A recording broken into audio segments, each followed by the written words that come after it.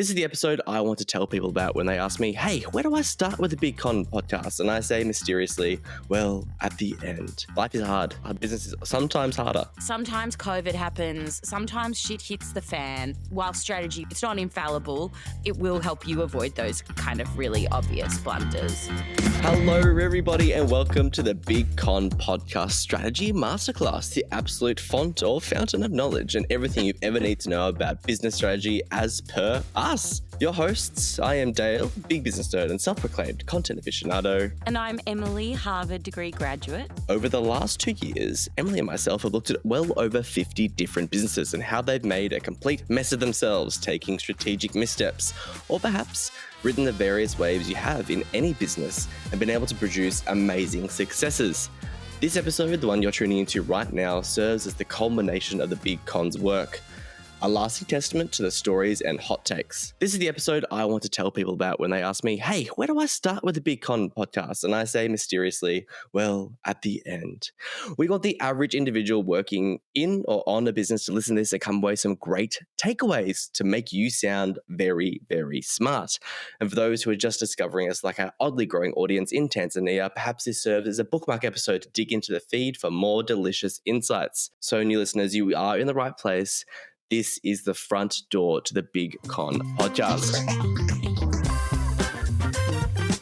In any masterclass, you probably need to get some definitions out of the way. So let's start with one. Emily, after 50 episodes and your last few years studying at Harvard and spending time with me, what is strategy? Look, Dale, there are so many definitions of strategy out there. Like, strategy is what not to do, what you're not going to do. It's not helpful. Strategy it can be helpful sometimes, but not as a starting point. Strategy is your differentiation or your competitive advantage, which we've talked about a lot, or strategy is how you position yourself in a market and with your competitors. And sure, like it is all of those things. But I think after 50 episodes and us doing all of this sort of stuff, I think for me, strategy is just the why you are prioritizing something over something else, or why you're making a choice, and the how you're navigating problems and challenges. That's what I would say. Further to that, I would say, why is strategy important to a business? And in my opinion, like what we have learned from the podcast is it's not that it will help you foresee problems. Like, a strategy won't help you sail smoothly into the sunset. We've explored enough bloody failures to know that sometimes you just cannot see it coming. And life is hard. Our business is sometimes harder. Sometimes COVID happens. Sometimes shit hits the fan. But what strategy will do is put you in a much better position to navigate the storms when they inevitably come. And I think our Airbnb episode is a really good example of someone being able to weather the storms because they have a really good strategy. But also sometimes, like in the Ashley Madison episode, you absolutely can see it coming. And if someone had just articulated the fact that a website that was helping people cheat on their spouses weren't that great with security, someone might have said, hey, maybe that's something that you should boost up on, and it could have been avoided. So I think while strategy will not be, it's not infallible, it will help you avoid those kind of really obvious blunders. When your password is like Ashley Madison 6969, allegedly, like not that smart. To have a conversation with your CISO team. But also, lastly, I like in sort of our little refined definition of strategy, I think it's just not a set and forget type thing. Like, we've seen amazing businesses with a brilliant strategy at the outset fall over because they were like, no, this is good. This has been good. It will stay good. It will always be good. This is it. And, RIP Blockbuster. If you don't have the humility to pivot when you learn new information, then like that's it. Like, you need to be listening to new information, period. And I think like COVID as a societal thing taught us that when we didn't pivot, when we learnt new information that we didn't have before, we really ran into some blunders.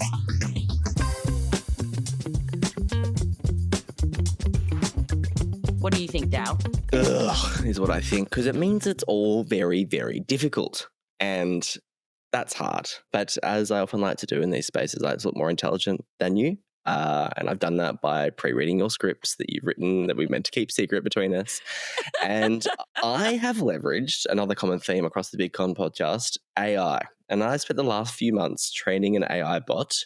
Just to be clear, this is all true, on our musings. I've taken every single one of our transcripts and fed them into a Anthropic's Claude, and I've asked it to provide me a structured breakdown of every episode. That's amazing. And let me tell you something, Em. After the trillions of dollars in technology and intelligence that powers all these AI platforms, it has a real way with our arguments and ramblings, and we sound very smart, if I do say so myself.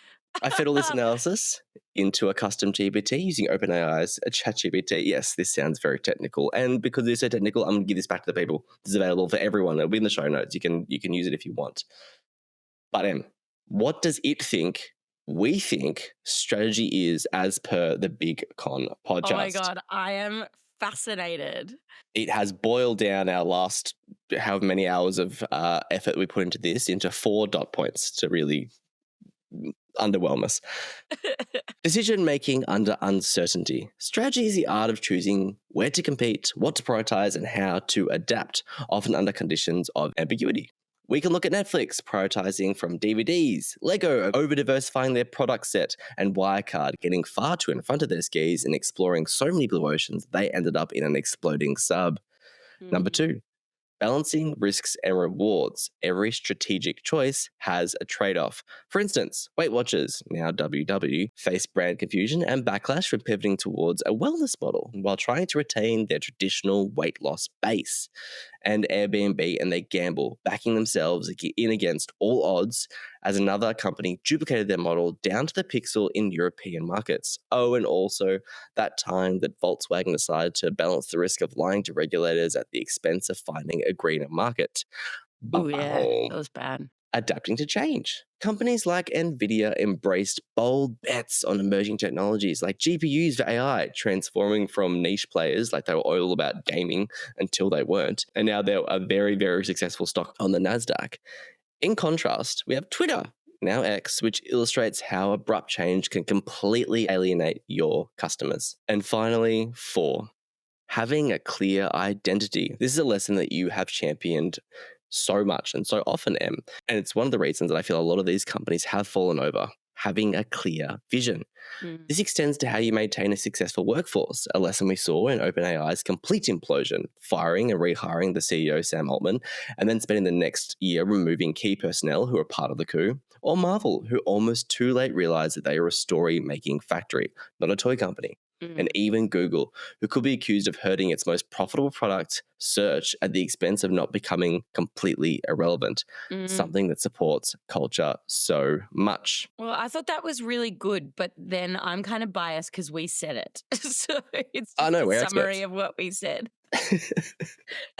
But I think that's a really good way to distill it down, and sort of what I was alluding to before, in terms of not knowing what's going to happen. There's never going to be smooth sailing, and using your strategy to adapt and the identity to really be your, flag as to where you're headed and how to navigate is what I would say.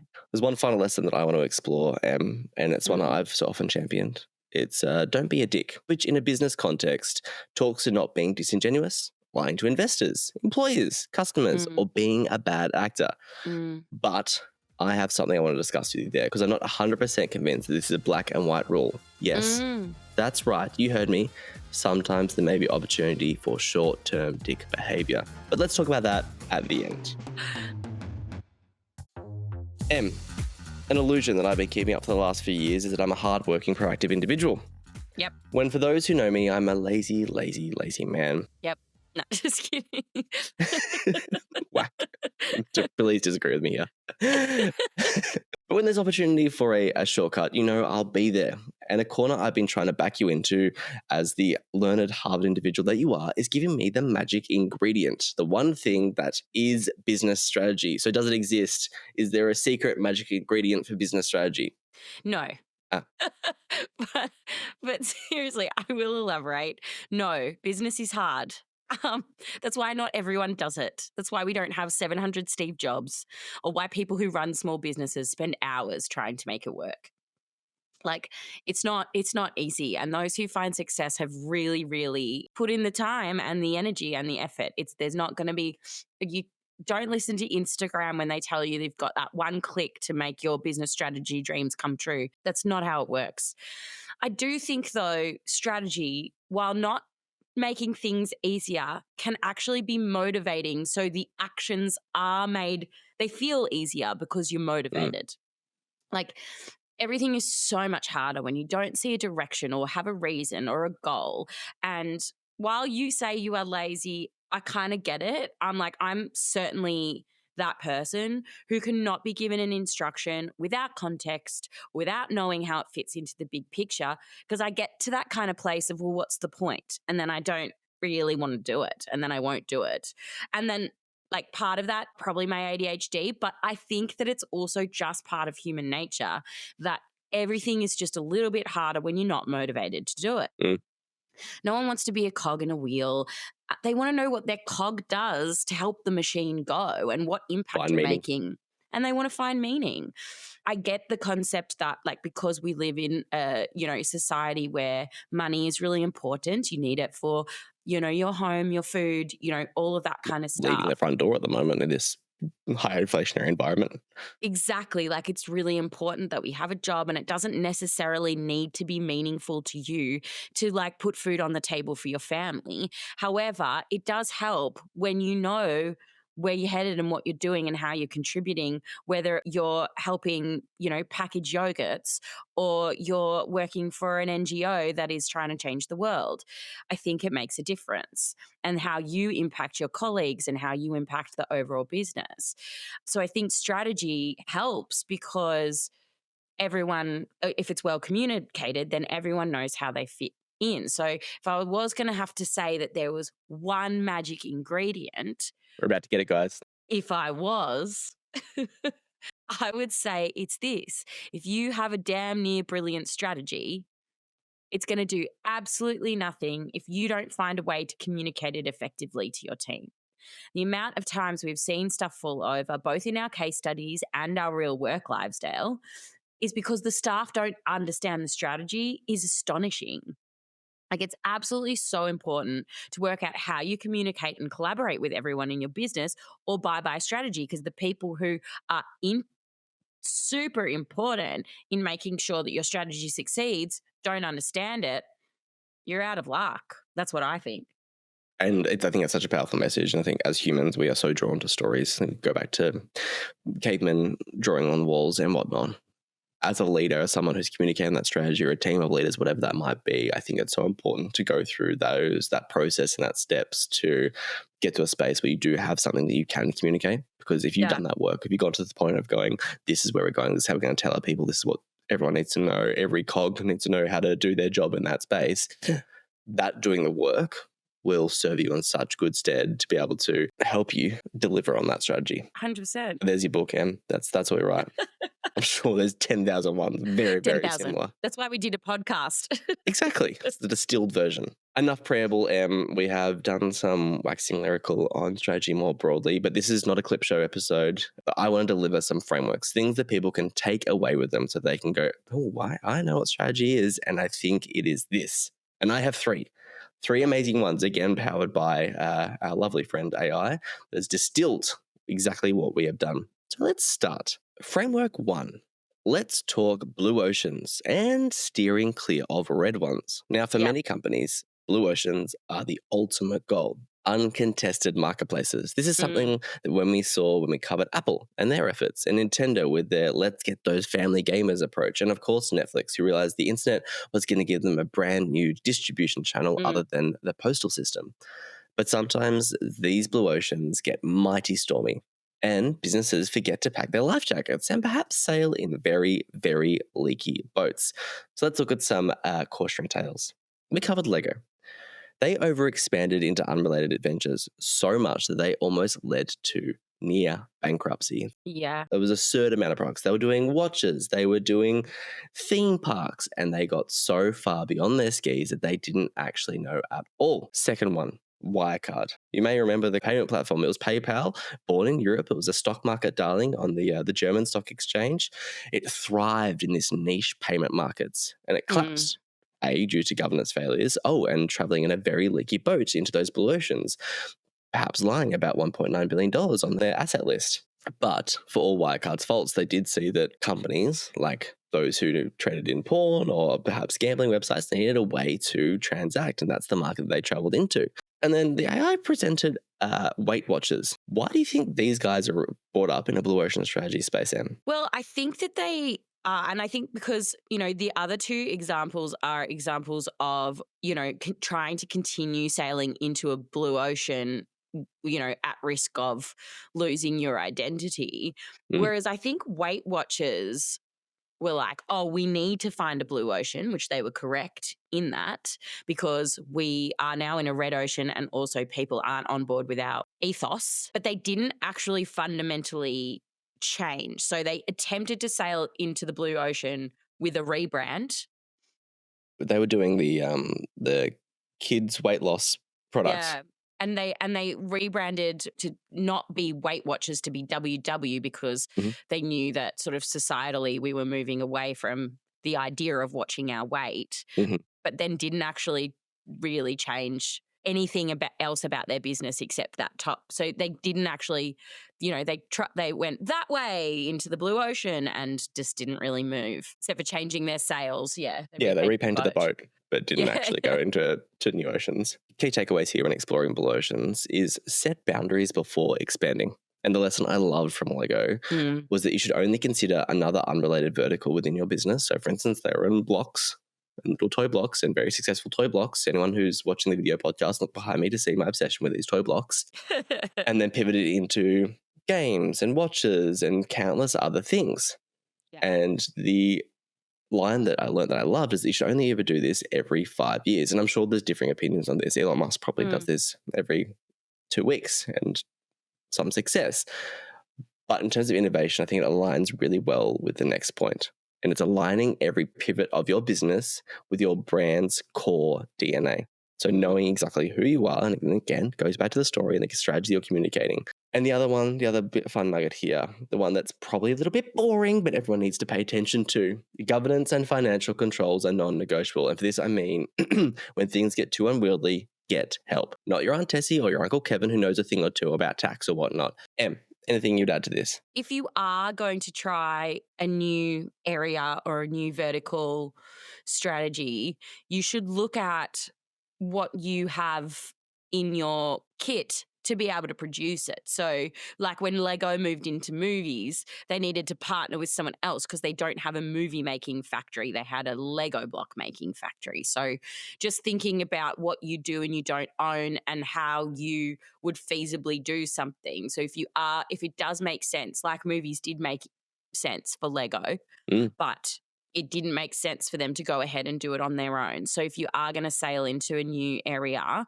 with your IP or trying something new, definitely figure out what assets you have to be able to do that and whether you have something critical that's missing. So you might need to partner. And there's plenty of opportunities to consider around bringing that. There's bringing things in-house. There's acquiring a company, or again, as you mentioned, there's the partnership model, all opportunities to do. If you don't have the skill set, if you don't have the knowledge internally, bring it in. It doesn't mean that it doesn't make sense for your brand if you don't have the skills, but you just need to really carefully navigate that if you don't have those skills to do that. Which brings in a whole bunch of other challenges. So good luck.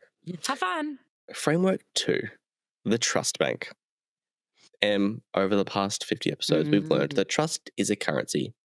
These businesses build it up with care and spend it wisely, but often it can be depleted very, very quickly, and rebuilding it takes years, if at all. So we have multiple businesses who lost trust. Trust because they did bad things, trust because they got hacked, so things happened to them. Again, perhaps not better controls. So we got the PwC tax scandal, for those who need a refresher. It was a breach of trust in a consultancy company, and it led to a major reputational fallout. For those who need a refresher, PwC designed some new tax rules with the government and then told other clients that they were servicing how to get around them. Not great. And PwC have really struggled to come back from this. They lost clients, massive amounts of clients, and they faced giant restructures and layoffs, and not just in Australia, right around the world. It really has changed the face of consulting, particularly for the big four. Twitter. Elon Musk buys Twitter and it rapidly changes. He alienates advertisers and users, something that's given rise to other platforms like Blue Sky and Meta's Threads. Action Medicine's already given a mention here, but clients trusted them to be discreet. They got hacked and it all went to hell. And it took them years to rebound, but the facts are that they are not a household name anymore and suggests they really took the hit in that space. Yeah. So in all these companies who lost trust, there's a few lessons that we can consider. Transparency is key. And for that, I mean, when things go wrong, because it's going to happen, there is a potential for things to go wrong in your business at any time. So when that happens, own up and own up fast and steer clear with your message. You were quite passionate about this. Any input? Well, I think as well, like obviously in the first place, don't intend to break your customers' trust. So intention in the first instance, because then when something does go wrong and you own up to it and be transparent, as you said, Dale, that is going to really align because you're going to be able to show that it wasn't your intention and you're sorry and you're going to make changes. Whereas if you intended to be deceitful, it doesn't work. So you need to start at the start. And Optus was a good example of that in terms of they did not intend to do it, but they bungled the messaging. They did not know how to communicate with their stakeholders at all and have faced massive fines for things that had very real impacts. Yeah. Which goes to the second point, protecting your stakeholders' trust during times of change. Businesses change. They should change. We've covered this. There's innovation that needs to happen. You can't just stay still. But in this change, you need to make sure that you're communicating with your customers and making sure that they're aware of those changes and keeping them along for the story and the journey. As I've called out, trust takes forever to build and it can be lost with one small incident. It's almost unfair. What are some things you can do to really protect the trust that you've built or earned with your customers? Well, I think knowing what your customers expect from you is a really good idea. Doing things within consultation. We always talk about stupid marketing strategies that went really wrong because no one actually consulted with the consumer. We talk about DEI strategies that have been bungled because we've got a bit of a white savior complex and we're trying to, do X, Y, Z, or we don't care about it. So that can lose trust. Doesn't even have to be in your main product. Could just be as how you function as a culture. Just really trying to listen and be aware of who your main stakeholders are and what they value. And keep it consistent. I think this is the biggest thing for businesses is consistency is key. Something we touched on really quickly with community building is that even when businesses maybe perhaps build trust, if the relationship they have, and we spoke about this with Facebook's Meta, is that the platform itself has remained consistent to the customers. And so they know what to expect throughout that. And even when things happen on the margins, it's okay because they're still getting the same experience there that is consistent versus other companies who completely change the rules of operation and change that, which really throws customers. Yeah. Emily, let's take a break and come back with one final framework and plus some added tidbits for us to consider, whoever you are as a business professional. All right, Em, we are back and we have one delicious framework to deliver in this Big Con podcast strategy masterclass. Disruption Decoded. Disruption sounds really glamorous, and when people say strategy or the words innovation, disruption is not too far behind. But for me, it's a double-edged sword. How do you lead the charge without being the next casualty? And this is where we introduce a phrase lovingly coined by you, the 3 Ns. We have Netflix, Nvidia, and Nintendo. Netflix disrupted entertainment. Nvidia disrupted computing, and Nintendo disrupted most of my childhood as I obsessed over catching 150 Pokemon. Netflix completely changed the entertainment industry, and it now struggles to actually defend its turf in a really crowded streaming market that it designed. But they are a disruptor. They found a pain point, getting content to people's eyeballs, and they delivered it, destroying the likes of Blockbuster and so much more, almost taking down the Hollywood industry as itself. Got Nvidia, they took really calculated risk with AI chips and succeeded, staying ahead of the trends and actually designing what the market looks like by now and most of the train tracks that AI runs on. And the third N, Nintendo, it knows its value in its IP and the client relationship with that, but the biggest thing and the key differentiator for Nintendo, that it actually avoids being disrupted. It does not get taken with the ebbs and flows of the greater gaming industry. It's a Mm, place that other consoles and entertainment places have gone. So for mm. this, the key takeaways in being a disrupted business is stay agile and iterate. Something we saw at Cautionary Tale is Segway, who did not iterate in that space. They stuck with Yeah. their model for a long, long time and ended up being eaten up and becoming a scooter company. Anticipating market shifts as much as you can and plan self-disruption before others do it for you. Good. Well done, Dale and AI. That's pretty well the whole thing, because I think there's two sides of the disruption coin: is being a disruptor and wanting to come in and disrupt an industry and avoid being disrupted. So yeah, the three ends I think really encapsulate that. And the only way you can do it is by really understanding the market and the needs around that, and really making sure that you're staying on that point, because that's how Blockbuster got done. It didn't understand that the needs of the customer were changing. I'll juicy little nugget I'll add to this is companies and the stories that I loved so much. We saw it with the Essential Phone, we saw it with Quibi, is that when you're Mm. disrupting, just probably make sure that people want what you're offering. Yeah. Oh, Do some yeah, market testing, ring around.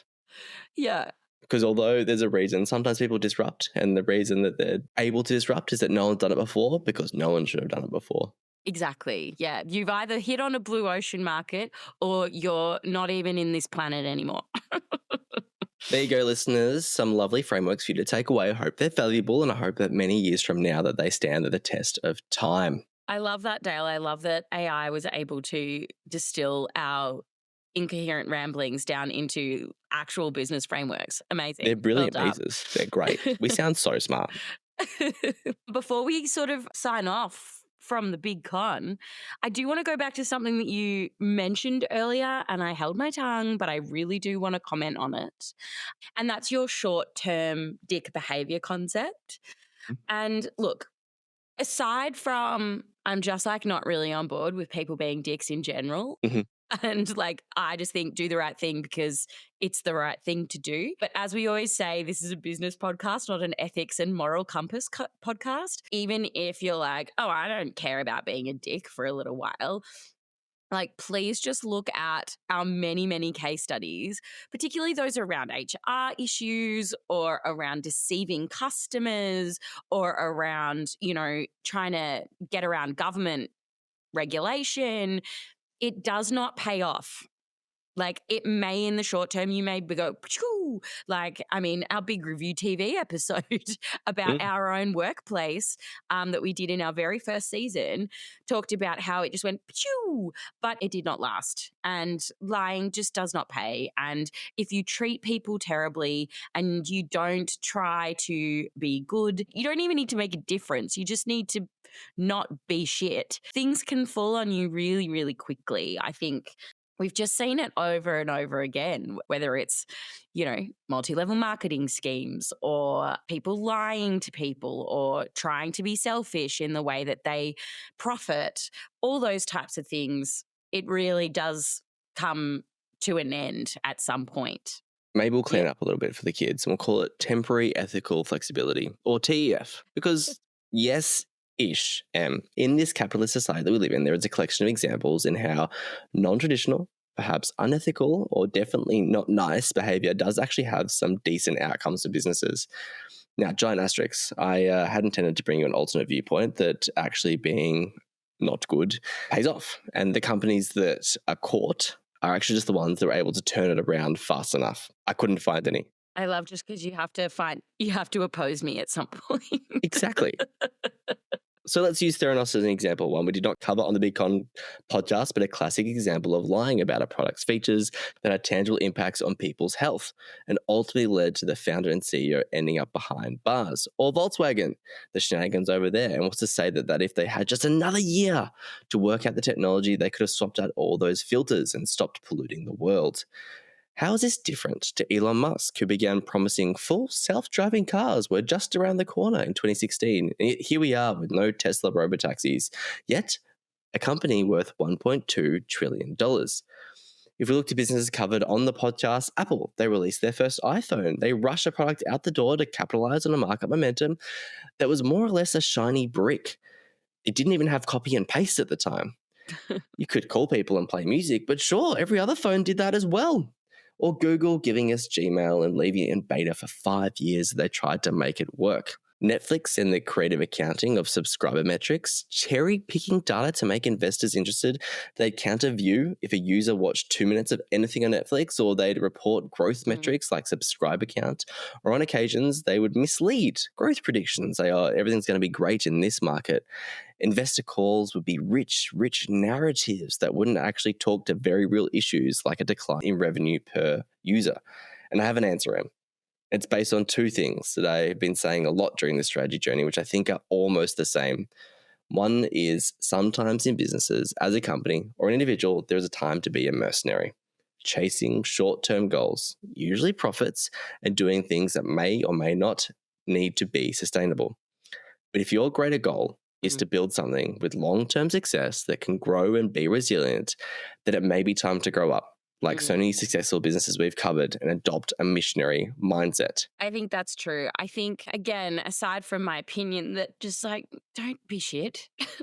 Just don't do it. Those short-term profits aren't worth it, I can promise you. But if that is what you want, if you just need to get to the next paycheck, or you just need to get through to the next thing, sure, maybe it will work. You can try it, see what happens. But you may, someone may find out one day. The tax revenue office might come for you, or you don't know. Like it may work in the short term as well, but, someone might pick something up in a few years. But yeah, as you said, if you really want to be a household name and you want things to really work out, then on the whole, you have to do what is right by at least your stakeholders. You can never do what's right by everybody, because everybody has too many different ideas and too many different things. But if you need to know what's right for your stakeholders and your mission as a business, do that. Don't go against what you stand for. Leads perfectly into my final comment. And so that I'm not taken out of context, and I don't think everyone should be out there being temporarily ethically flexible, because there's a very real force out there, and everyone needs to be well aware of this. It exists above strategy, or perhaps around strategy, and it's called corporate karma. It's like regular karma, but with repercussions and penalties. It also comes with lawyers, consultants, and PowerPoint presentations for good measure. While it may seem like any company, business, or individual can get away with lying, being unethical, or being a bad actor, the piper eventually comes to collect their toll.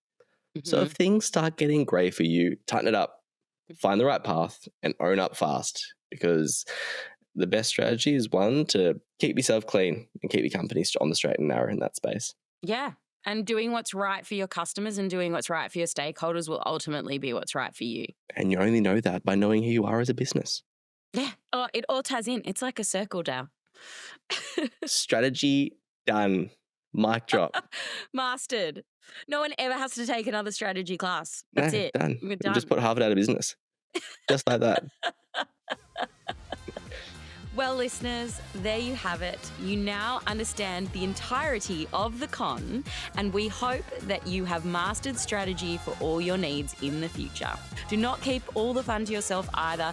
Share the con around your mother, your aunt, your best friend's brother, and tell them to check us out on all their favourite podcast apps. Whilst we have stopped recording, we will be around, and you can still listen to us and catch up on all the fun. For any further details, head over to our website, thebigconsultingagency.com. Thanks so much for listening, and we appreciate your listenership. You've been conned. I want to say that for years. You have been conned. All right. Bye, everyone. Bye. This podcast was recorded on the lands of the Woiwurrung language group. Always was, always will be Aboriginal land.